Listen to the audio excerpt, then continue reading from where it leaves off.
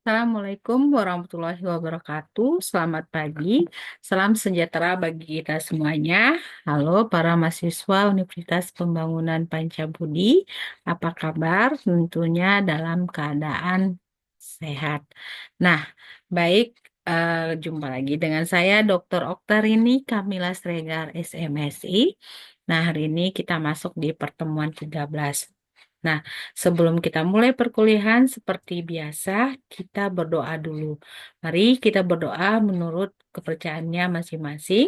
Doa dimulai.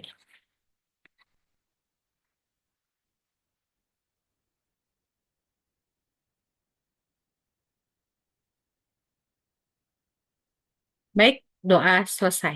Nah, sebelum kita masuk ke materi, di sini saya ingin menyampaikan kembali ya tentang visi misi dari Universitas Pemanca Budi, kemudian visi dari Prodi Akuntansi.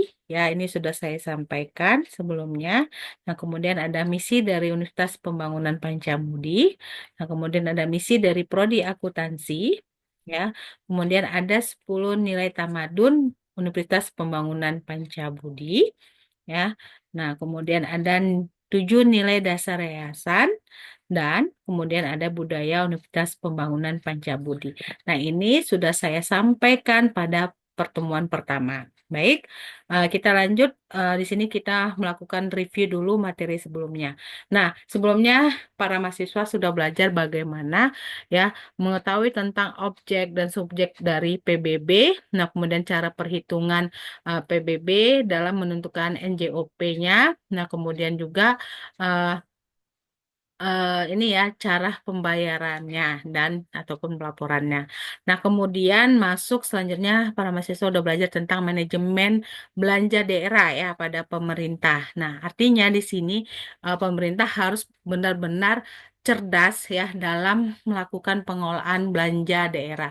Nah, jadi pemerintah di sini ya tujuannya jangan eh, melakukan ya kegiatan belanja daerah kalau ya dia itu tidak meningkatkan produktivitas dari pendapatan daerah.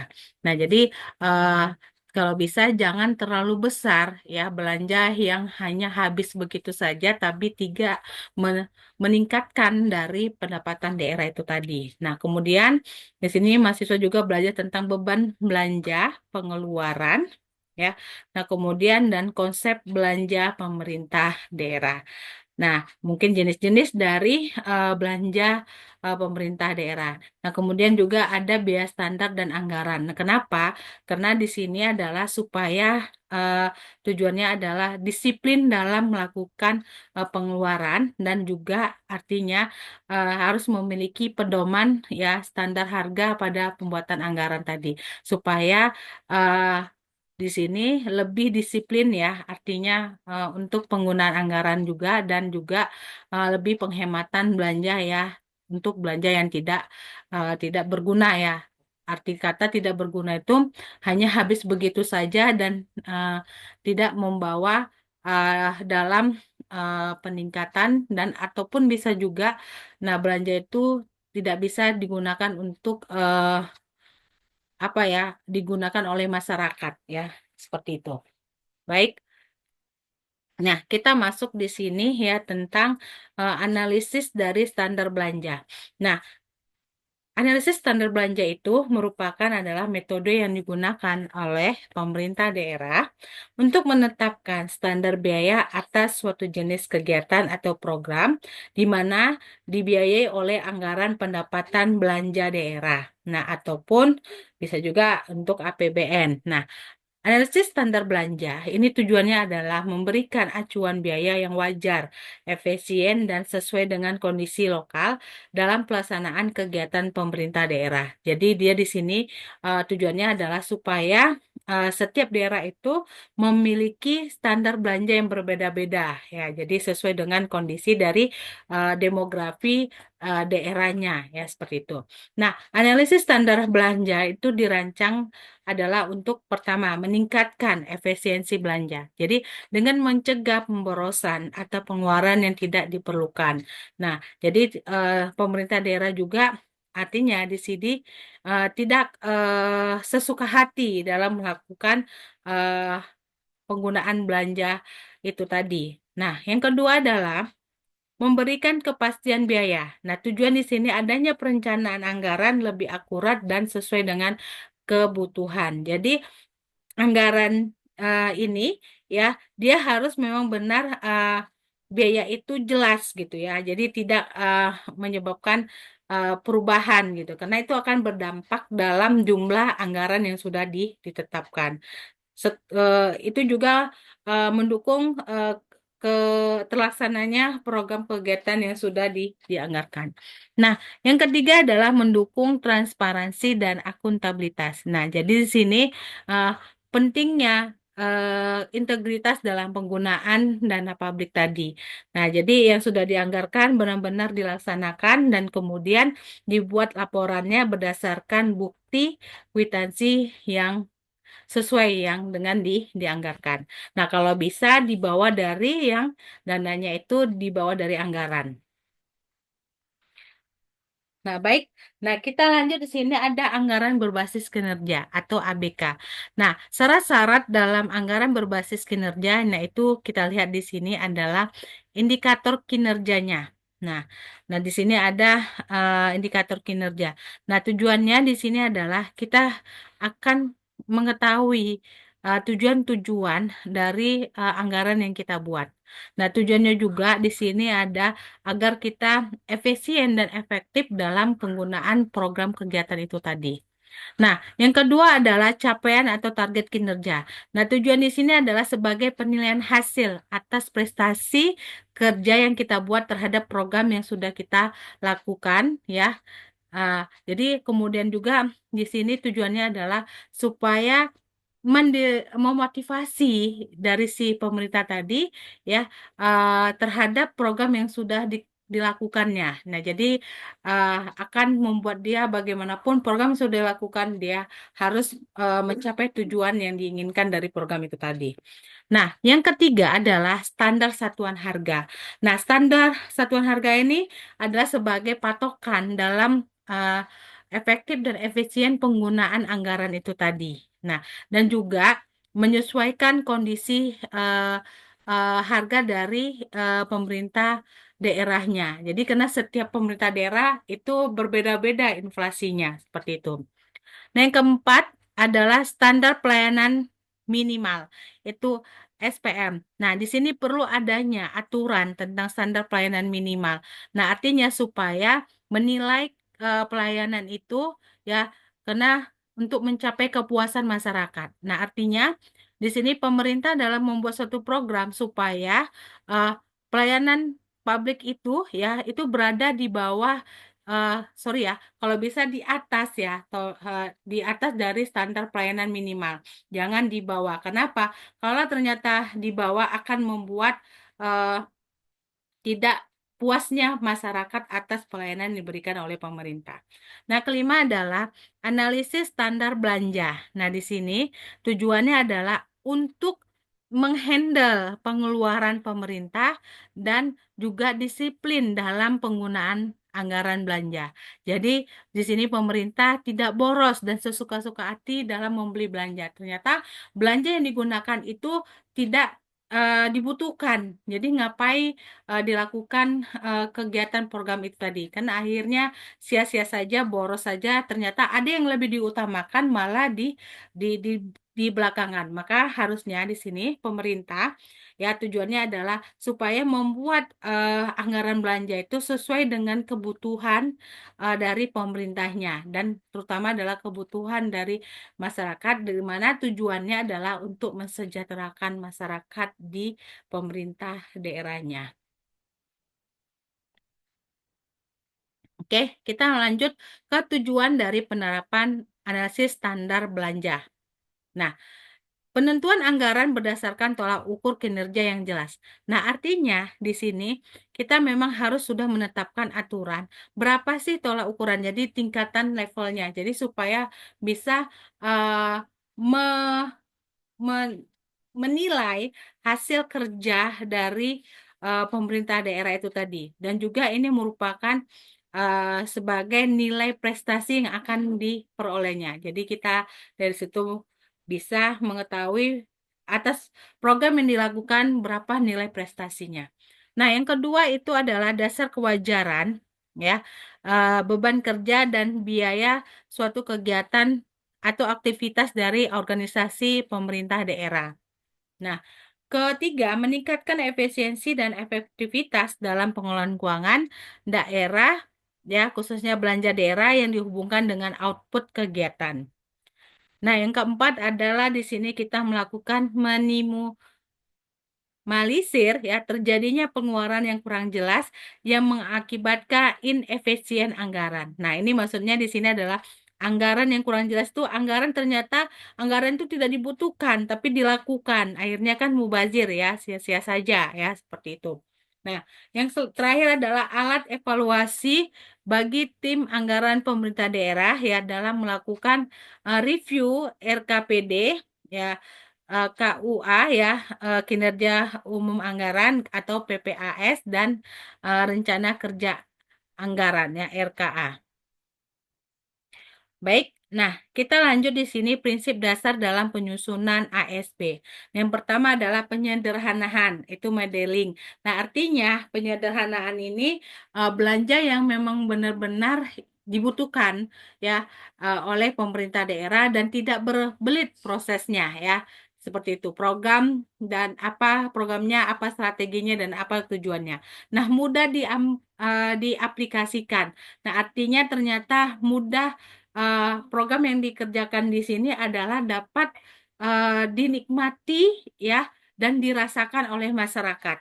Nah, tidak mudah basi. Nah, artinya, nah, tidak mudah basi di sini artinya bahwa standar dari biaya itu tadi ya bahwa dia itu harganya tidak begitu tiba-tiba berubah. Nah, jadi di sini kita sudah benar menetapkannya berdasarkan berapa lama harga itu bertahan ya untuk berapa tahun ya seperti itu. Karena ini akan berpengaruh memang terhadap inflasi tadi. Nah, kemudian mudah diupdate. Nah, jadi perubahan-perubahan itu kita harus cepat mengetahuinya ya supaya di sini tidak terjadi yang namanya defisit anggaran itu tadi. Nah, berlaku umum untuk spesifikasi output dan kebutuhan sumber daya yang sama. Nah, artinya di sini ini tidak hanya untuk kalau bisa di kalangan instansi pemerintah, tapi untuk di swasta juga boleh bisa menggunakan supaya juga dia bisa mengontrol keuangan perusahaannya. Nah, langkah dari inisiasi dari ASB, nah ini kita lihat yang pertama adalah kita melihat data dasar kegiatan ekstensi Pemda. Nah, kemudian ada data kegiatan dari pemerintah dalam negeri nomor 13 tahun 2006. Nah, di sini kita sudah memperoleh data dasarnya. Nah, maka selanjutnya kita akan melakukan identifikasi jenis kegiatan tadi dengan melihat kesamaan output dan cost drivernya. Nah, setelah itu sudah kita tentukan identifikasi jenis kegiatannya apa, maka selanjutnya kita akan mengidentifikasikan variabel-variabel yang mempengaruhi belanja dari jenis kegiatan itu tadi. Nah, di sini kita lebih mendalam lagi ya indikator dari variabel belanja itu tadi. Nah, kemudian setelah itu, kita akan melihat bagaimana dampak pengaruh dari indikator-indikator tadi ya terhadap jenis kegiatannya. Nah, makanya di sini kita melakukan regresi sederhana. Next, selanjutnya di sini dari hasil itu tadi kita akan memperoleh ya di sini simulasi untuk berbagai kemungkinan ya terhadap independen variabel. Jadi masukkan nilai minimal ataupun maksimal dan berdasarkan deviasi dari eh, variabel-variabel itu tadi. Nah, kemudian selanjutnya kita akan menghitung kewajaran alokasi belanja per jenis belanja untuk setiap kegiatan. Nah, di sini kita bisa menghindari terjadinya, artinya terlalu besarnya anggaran akan berdampak kepada defisit dari pendapatan pemerintah itu tadi. Oke, kita lanjut itu adalah manfaat dari ASB. Nah, manfaatnya di sini adalah pemerintah daerah dapat melakukan ya dan menentukan kewajaran belanja dalam pelaksanaan suatu kegiatan sesuai dengan tupoksinya, tugas pokok dan fungsinya. Nah, yang kedua itu adalah pemerintah daerah dapat meminimalisir terjadinya pengeluaran yang kurang jelas sehingga menyebabkan terjadinya efisiensi anggaran. Nah, kemudian yang ketiga adalah menghindari tumpang tindih program dan anggaran antar unit kerja. Nah, kemudian keempat, penentuan anggaran berdasarkan pada tolak ukur kinerja yang jelas. Nah, kemudian terakhir di sini kita melihat yaitu adalah unit kerja mendapatkan keluasan yang lebih besar untuk menentukan anggarannya sendiri dengan tidak melanggar prinsip value for money. Nah, artinya di sini bahwa ternyata masih di standar dari kinerja. Tujuannya jika dibawa dari kinerja akan menyebabkan tidak bagusnya kegiatan itu tadi dilakukan gitu. Nah, baik kita lanjut ya, kita masuk pada peranan ASB dalam penyusunan APBD. Nah, ini diatur dalam Permendagri nomor 13 tahun 2006 pada pasal 93 ya ayat 1 bahwa penyusunan rencana kerja anggaran organisasi pemerintah daerah itu berdasarkan pada ASB. Nah, jadi di ayat 4 juga menyatakan bahwa ASB merupakan penilaian kewajaran atas beban kerja dan biaya yang digunakan untuk melaksanakan suatu kegiatan serta ya memperhatikan prinsip-prinsip dasar dari penyusunan analisis standar biaya. Nah, di sini kita katakan peran ASB sini dalam penyusunan anggaran pada pemerintah daerah itu adalah satu, menjamin ya kewajaran beban kerja dan biaya yang digunakan antar organisasi pemerintah daerah dalam melakukan kegiatan sejenis. Nah, yang kedua, mendorong terciptanya anggaran daerah yang semakin efisien dan efektif.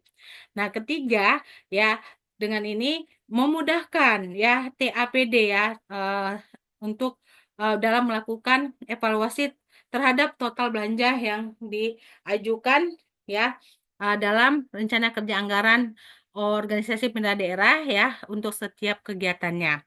Nah, kemudian memudahkan OPD dan total APD ya dalam menghitung besarnya anggaran total belanja untuk setiap jenis kegiatan berdasarkan target output yang ditetapkan dalam RKOPD.